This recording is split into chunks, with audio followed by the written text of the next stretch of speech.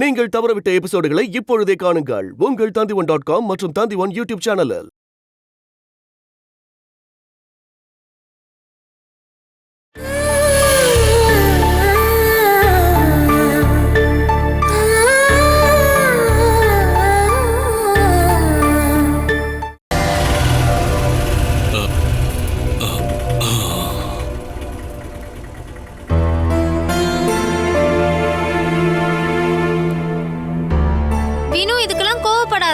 நீ ஒன்னும் சொல்ல வேணாம். நான் நல்லா தான் டிராயிங் வரைஞ்சேன்.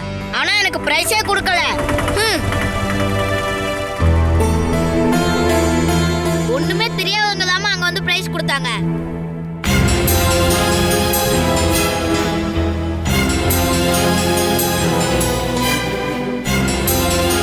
இங்க பாருங்கம்மா, எனக்கு பிரைஸ் கிடைச்சிருக்கு.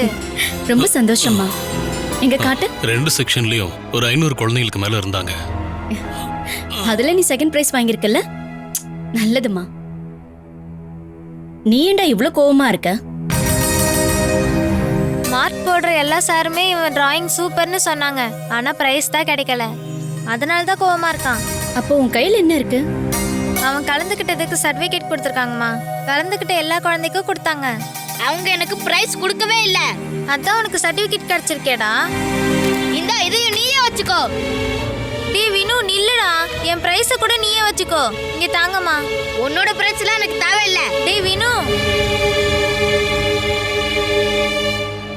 சாப்பிட ஏதாவது எடுத்துட்டு வரட்டுமா? பாலா, நீயும் எங்க கூட வந்திருக்கலாம். எல்லா குழந்தைங்களோட அப்பா அம்மாவும் அங்க வந்திருந்தாங்க. சொல்ல போனா சத்தம் எப்படி இருந்தது தெரியுமா?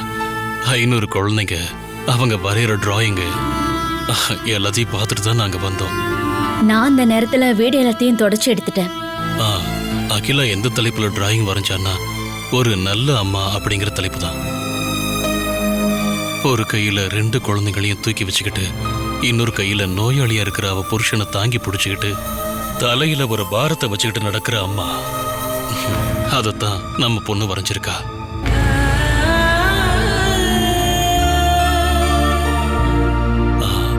அந்த அம்மா அப்படியே உன்ன மாதிரியே இருந்தாங்க. இதுல விஷயம் என்னன்னா, நம்ம பொண்ணு பொறுத்த வரைக்கும் நீதான் பாலா ஒரு நல்ல அம்மாவா தெரியற. நம்ம பெத்தெடுத்த குழந்தைங்க அம்மாவோட தியாகத்தையும் நல்ல எண்ணங்களையும் புரிஞ்சுக்கிட்டு நடக்கிறது தானே இருக்கிறதுலயே பெரிய விஷயம். அந்த விஷயத்தை பொறுத்த வரைக்கும் நீ பாக்கியம் பண்ணிருக்க. நம்மளுடைய கஷ்டங்களுக்கு ஒரு பரிகாரம் கிடைக்கணும் இல்லையா? அது கண்டிப்பா கிடைக்கும். அப்படி இல்லைன்னா அந்த கடவுளுக்கு சக்தி இருந்து என்ன பிரயோஜனம்? மனோஜ் மாமா வந்திருந்தாரு. நம்மளுடைய 7 லட்ச ரூபாய் பணத்தை திருடிட்டு போனாங்கல்ல, அந்த பிரகாசனும் தேவிகாவும். அந்த தேவிகாவை இன்னைக்கு கூடுவாஞ்சேரியில வச்சு பாத்திருக்காராமா. இப்ப அவனும் அவளும் எங்கதான் இருக்காங்களா? அவங்க 2 பேரையும் பிடிச்சு மனோஜ் போலீஸ்ல ஒப்படைச்சிருக்கலாம்ல. அவங்க நேருக்கு நேர் பார்க்கவே இல்ல. அவ ஒரு கார்ல ஏறி போனதை பாத்திருக்காரு. அவளை ஃபாலோ பண்ணி போய் அவரால் கண்டுபிடிக்க முடியல. அவங்க மட்டும் மாட்டி இருந்தாங்கன்னா நமக்கு உதவி பண்ணவங்களுக்கு எல்லாம் பணத்தை திருப்பி கொடுத்துருக்கலாம்ல. இதுக்கப்புறம் எப்பவுமே நம்ம கண்ணு முன்னாடியே வரமாட்டாங்கன்னு நினைச்சிருந்தோம்ல. அதுல ஒரு ஆளை நம்ம கண்டுபிடிக்க முடிஞ்சதில்ல. முடிஞ்ச அளவுக்கு தேடுறேன் அப்படின்னு மாமா சொல்லிட்டு போயிருக்காரு. அவங்க நம்மளை ஏமாத்திட்டு பணத்தோட ஓடி போனதுக்கு அப்புறமா எனக்கு என்ன தோணுச்சுன்னா, அவங்க 2 பேரும் எப்படியாவது கண்டுபிடிச்சு கொள்ளணும்னு தோணுச்சு. ஆனா நான் என் குடும்பத்து மேல பாசம் காட்ட ஆரம்பிச்சிட்டேன். அப்படி இல்லாம இருந்திருந்தா இனி யாருக்கிட்ட ஏமாத்த மாட்டாங்க. நாம கண்ணீர் சிந்தி வாங்கின பணம் தான் இப்ப அவங்க கையில போயிருக்கு. அவங்க தொடும்போது அது கூச்சமா இருக்கும். நான் சாகிறதுக்கு முன்னாடி என்னைக்காவது ஒரு நாள் அவங்க ஒரு குற்றவாளியா என் முன்னாடி வந்து நிப்பாங்க பாலா. அவங்க நம்ம முன்னாடி வந்து பண்ணுன எல்லா தப்புக்கு மன்னிப்பு கேட்பாங்க.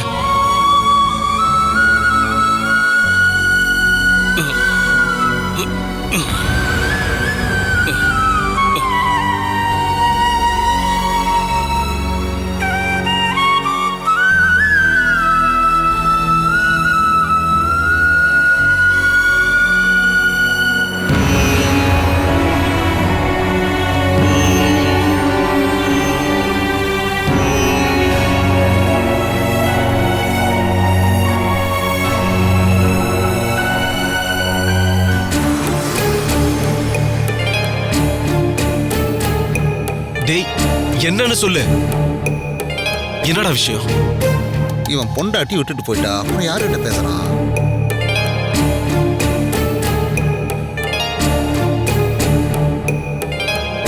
என்னங்க அப்படி பாக்குறீங்க? அக்கட சூடு. நீ சொல்றது எதுவுமே எனக்கு புரிய மாட்டேங்குது. டவர் சரியா கிடைக்கல. பாத்தியா பாத்தியா எப்படி பம்மறான் பாரு.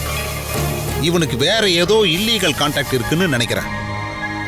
ஹலோ ஹலோ யோ, என்ன விஷயம்ன்றது கொஞ்சம் தெளிவா சொல்லு. அவன் என்ன வேணாலும் பேசிட்டு போகட்டும். நீங்க கொஞ்சம் உள்ள வாங்க. ஏய் எதுக்கடி?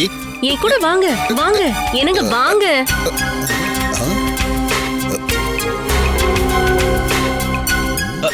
டவர் சரியா கிடைக்கல. யோ தெளிவா சொல்லியா. ஹலோ, நான் இப்ப ஹார்பர் பக்கத்துல தான் இருக்கேன். நீங்க அர்ஜென்ட்டா இங்க கிளம்பி வரணும். இப்போ வா. எவ்வளவு சீக்கிரம் வர முடியுமோ அவ்வளவு சீக்கிரம் வரணும். நான் வர வேண்டிய அவசியம் என்ன இருக்கு?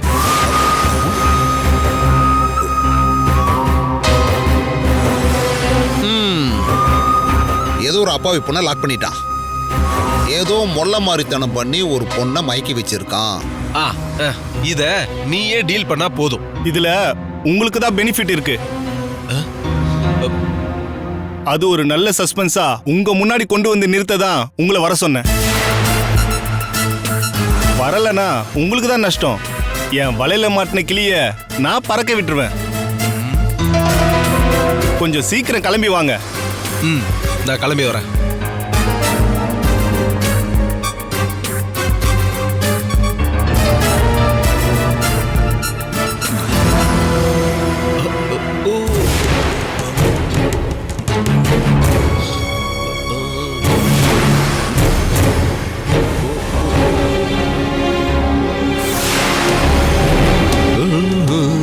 சில பேருக்கு எந்த வேலையும் இல்லை போல இருக்கு. என்னடா? ஒண்ணு இல்லண்ணே. ஒண்ணு இல்லன்னா அப்ப என்ன ரெண்டா? 2 இல்ல 3. எப்ப பாரு எல்லாத்தையும் கேட்டு போல இருக்கு. இவ ஏதோ தில்லாலங்கடி வேலை பண்றான். போன்ல இவன் இருக்கு, ஏதோ உள்குத்து இருக்கு. நீ இங்க எனக்காக என்ன ரெடி பண்ணி வச்சிருக்கன்னு சொன்ன? பார்க்க தானே போறீங்க. அதை சொன்னா இன்ட்ரெஸ்ட் போயிடும். நீங்க வாங்க. வாங்க சார், வாங்க வாங்க. நீங்க உட்காருங்க. உட்கார்றது இருக்கட்டும். சின்ன விஷயத்துக்காக இவ்வளவு சஸ்பென்ஸ் வைக்கிறது எனக்கு கொஞ்சம் கூட பிடிக்காது. இத வேணும்னு பண்ணல. என்ன? இது கொஞ்சம் சஸ்பென்ஸா இருக்கட்டும்னு பண்ணேன். ஏய், சார் வந்துட்டாரு. வந்து மூஞ்சிய காட்டு. வா.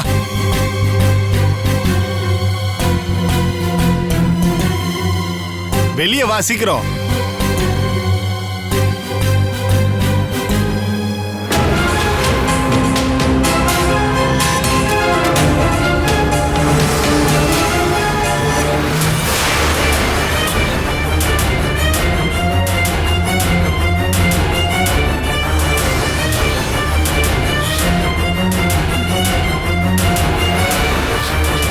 திமிரு பிடிச்சவளே ஒன்னா. நீங்க என்ன ஏமாத்திட்டு போயிட்டீங்கல்ல ஒண்ணு. எவ்வளவு திமிரு நீ உனக்கு. என்ன பண்ற மாதிரி விட மாட்டாடி.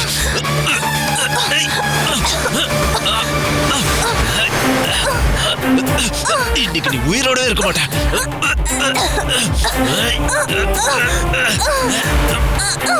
சார், சார் விடுங்க சார், விடுங்க சார். இவன் செத்து போயிடுவா. இவளை அடிச்சு கொண்டு போட்டாலும் ஒண்ணும் பிரயோஜனம் இல்ல. சார், ₹1,00,000 பணத்தோட ஓடி போயிருக்கா. இவளை கொல்லாம விட மாட்டேன். சார், இவன் ஒன்ன ஏமாத்தல. சந்திரன் தான் உங்களை ஏமாத்திருக்கான். இவளை ஏமாத்திட்டு அவன் பணத்தோட எஸ்கேப் ஆயிட்டான். என்ன சொன்ன? அன்னைக்கு பணத்தை எடுத்துட்டு போனாங்கல்ல, அவன் ரயில்வே ஸ்டேஷன்ல எஸ்கேப் ஆயிட்டான். கொஞ்சம் பொறுமையா நான் சொல்றத கேளுங்க. கொஞ்சம் அமைதியா இருங்க சார். நம்ம முன்னாடி வர தைரியம் இல்லாததால இவ ஏதோ ஒரு லாட்ஜ்ல ரூம் போட்டு தங்கி இருந்திருக்கா. அதுக்கப்புறம் தான் எனக்கு கால் பண்ணா. இவளோட டிராமா. இவள சார் சொன்னா கேளுங்க. என்ன பண்ற? நம்ம கையில மாட்டதுக்கு அப்புறம் புதுசா டிராமா போடுறாங்க. 2 நாள் இவளை கட்டி போட்டு பட்டி போட்டாதான் அப்பதான் இவ உண்மையை சொல்லுவா. ஏய் சொல்லுடி, உண்மையை சொல்லுடி. சத்தியமா சந்திர பணத்தோட எஸ்கேப் ஆயிட்டான். எங்கடி எஸ்கேப் பண்ணாம? எனக்கு தெரியாது. நீங்க எனக்கு என்ன வேணா பண்ணிக்கோங்க. அவனை பத்தி எனக்கு எதுவும் தெரியாது.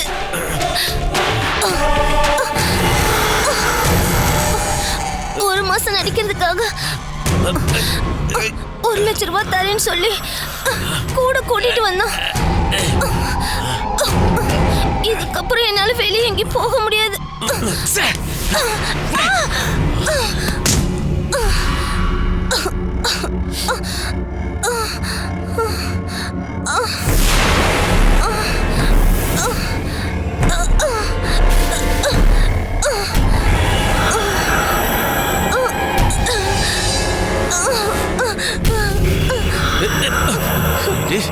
இதுக்கப்புறம் அவனை எங்கன்னு போய் நம்ம தேடுறது? இவன் நம்மளுக்கு கிடைச்சால அது போல நம்ம கிட்ட அவனும் ஒரு நாள் மாட்டுவான். ஐயோ!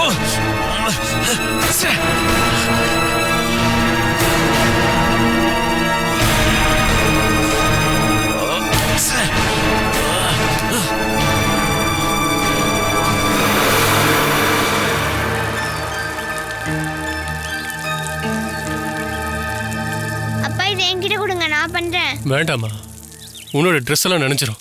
வீட்ல இருக்கிற சின்ன சின்ன வேலையெல்லாம் செய்யணும்னு டீச்சர் நம்ம சொல்லியிருக்காங்க. இல்லைன்னா எனக்கு சோம்பேறித்தனம் வந்துருமா.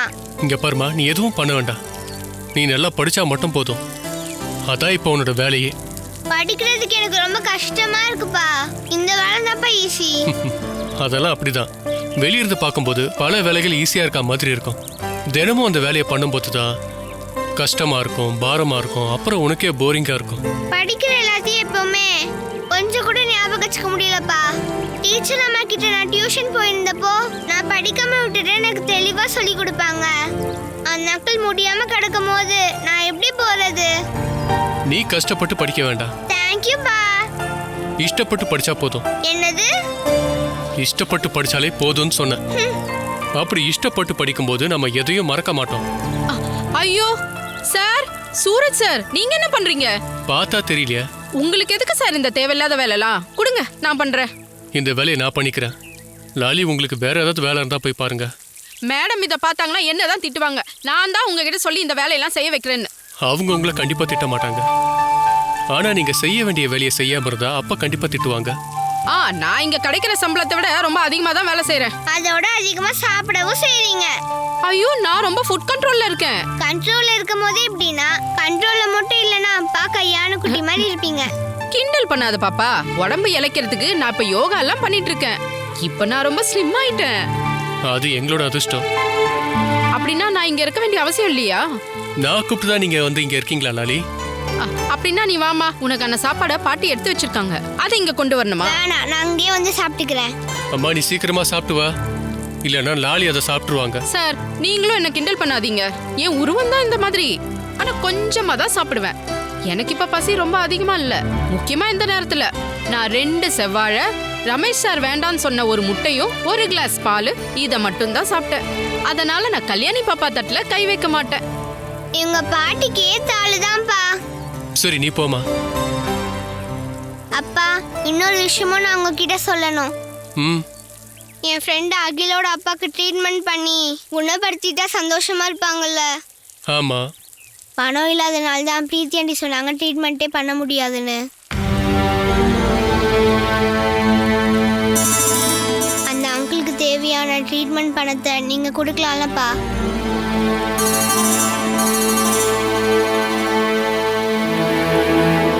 நீங்க அவங்களுக்கு பணம் கொடுத்தீங்கன்னா டீச்சர் அம்மா ரொம்ப சந்தோஷப்படுவாங்க.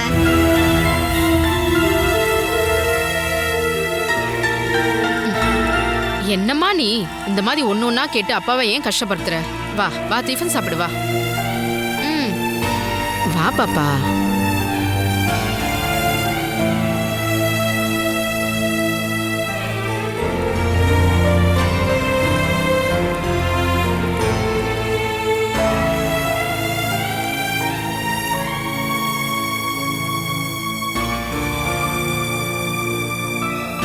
நீ ஏமா அப்பா கிட்ட இதெல்லாம் கேட்டுக்கிட்டு இருக்க?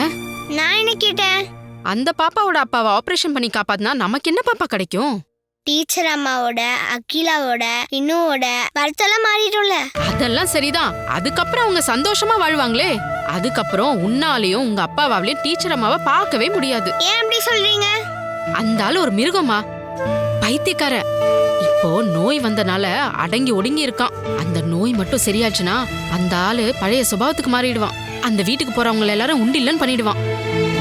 சொல்லு, அந்த மாதிரி ஒரு ஆளை காப்பாத்தணும் தான் நீ ஆசைப்படுறியா பாப்பா?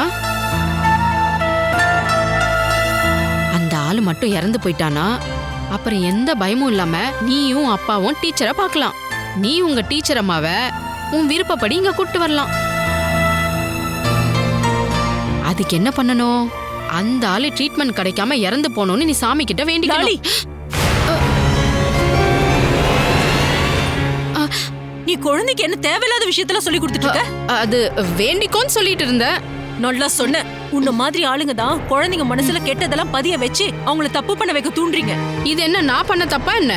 அந்த வேணுகோபால் இறந்து போனோம் அப்படின்னு தானே மேடமும் ஆசைப்படுறீங்க. என் ஆசையை நிறைவேற்றி வைக்கதான் நீ இந்த வீட்டுல இருக்கியா? வயசானவங்க எதுவா இருந்தாலும் யோசிச்சு தான் செய்வாங்க. அத பத்தி எல்லாம் இந்த சின்ன குழந்தைகிட்ட எல்லாம் சொல்லிட்டு இருக்காது. இதுக்கப்புறம் இந்த மாதிரி அட்வைஸ் எல்லாம் கல்யாணிக்கு குடுக்கறேன்னு எனக்கு தெரிஞ்சது நீ இந்த வீட்லயே இருக்க மாட்ட. கல்யாணி, இங்க பல பேர் பல விஷயத்த சொல்லுவாங்க.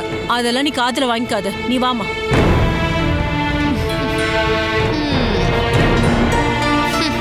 இது பெரிய கவர்மெண்ட் வேலை பாரு. வேலையை விட்டு அனுப்பிடுவாங்க பயப்படுறதுக்கு. ஓ, உங்க பையனுக்கு ஒரு குடும்பம் கிடைக்கட்டும் தான் சொன்னேன். வேண்டானா வேண்டாம். நீங்க கவலைப்படாதமோ நான் ஏன் கவலைப்படணும்?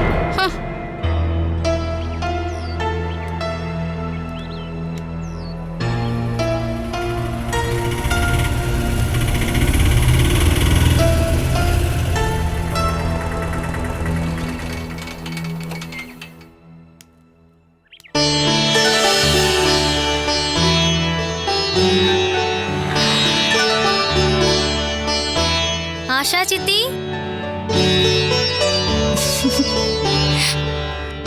நீ நல்லா இருக்கியாப்பா? இது உங்களுக்கு தான். இந்தா.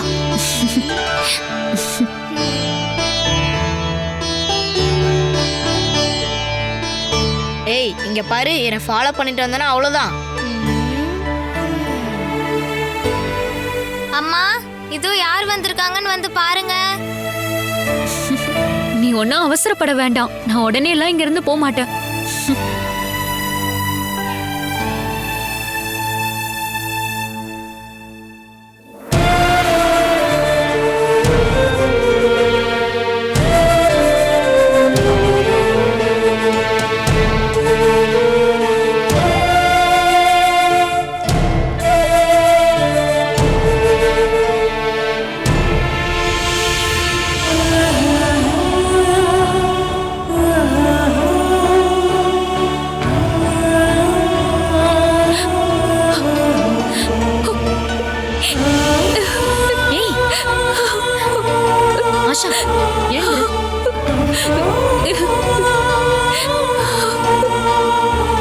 ஆஷா, நீ ஏன் இப்படி எல்லாம் பண்ணிக்கிட்டு இருக்க?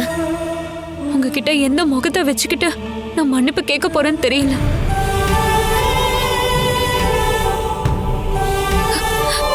நான் என் வீட்டுக்காரு பொண்ணு ஒன்னா சேர்ந்து வாழ்ந்துட்டு இருக்கும் போது மத்தவங்கள பத்தி கவலையே பட்டது இல்ல. அதுதான் இந்த பூமியில மிகப்பெரிய சந்தோஷம்னு நான் நினைச்சிட்டு இருந்தேன். கடவுள் மாதிரி என்னோட புருஷனை நம்பிட்டு இருந்தேன். எல்லாமே வீணா போயிடுச்சு இல்லக்கா.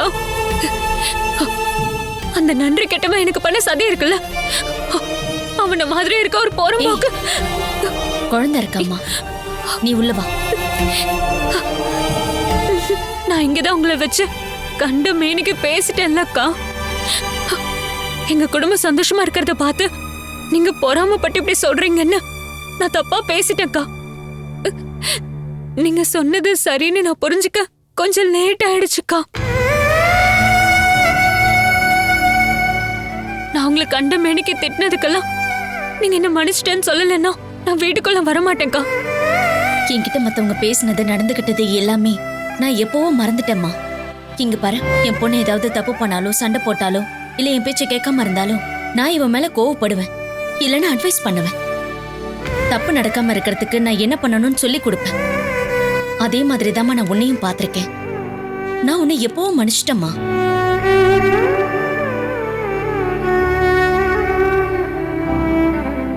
நீ உள்ள வா.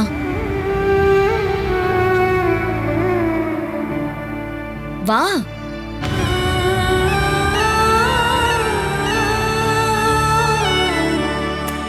நீ உட்காரு. அட உட்காருனா.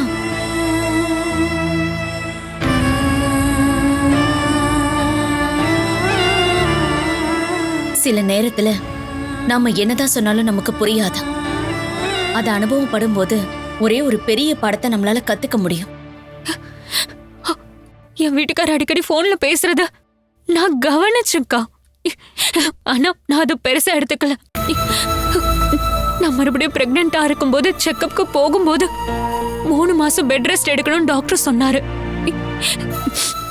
நான் ரெஸ்ட் எடுத்த அப்போதான் என் வீட்டுக்கார் புது உறவு ஆரம்பிச்சிட்டாரு. அது இல்லாம எல்லா ஆம்பளையும் அப்படிதான். அவங்களும் மனசாட்சி இல்லாதவங்க. என்னதான் முடியாம போனாலும் கர்ப்பிணியாவே இருந்தாலும் பொண்டாட்டியே ரெஸ்ட் எடுக்க கூடாது. ரெஸ்ட் எடுத்தா அவ்வளவுதான். சுமேஷுக்கு நீ எப்பவுமே பணம் காய்க்கிற ஒரு மரமா இருந்த. அவன் சந்தோஷமா வாழ்றதுக்கு உன்ன மாதிரி பணக்கார வீட்ல இருந்து ஒரு பொண்ணு தேவைப்பட்டான். அத அவன் தேடிக்கிட்டான். இதே மாதிரி பணத்துக்காக மட்டும்தான் அவன் மத்த பொண்ணுங்க கிட்ட பழகிட்டு இருக்கான்.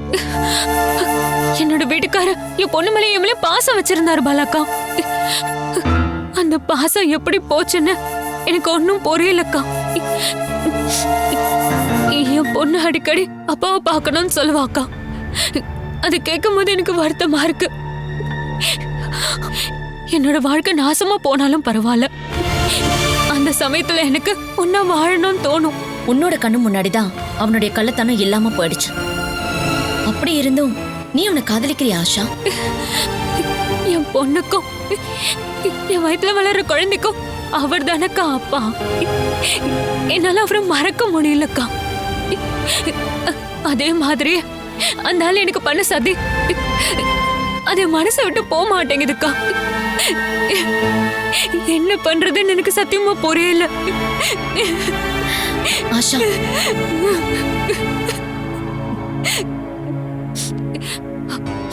அம்மா பிடிஏக்கு போகணும்ல, அப்பா வர்றதுக்குள்ள எங்களை ரெடியா இருக்க சொன்னீங்கல்ல. நீயும் வேணும் ரெடியா இருங்கம்மா.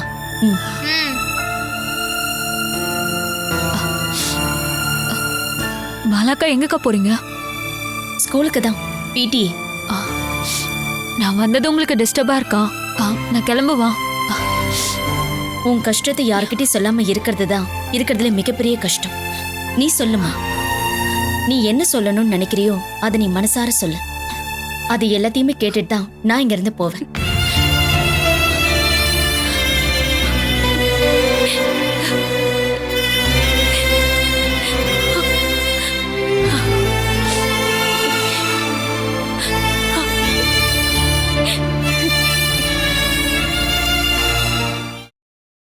Catch us on TV, Tandivan.com, Facebook and YouTube.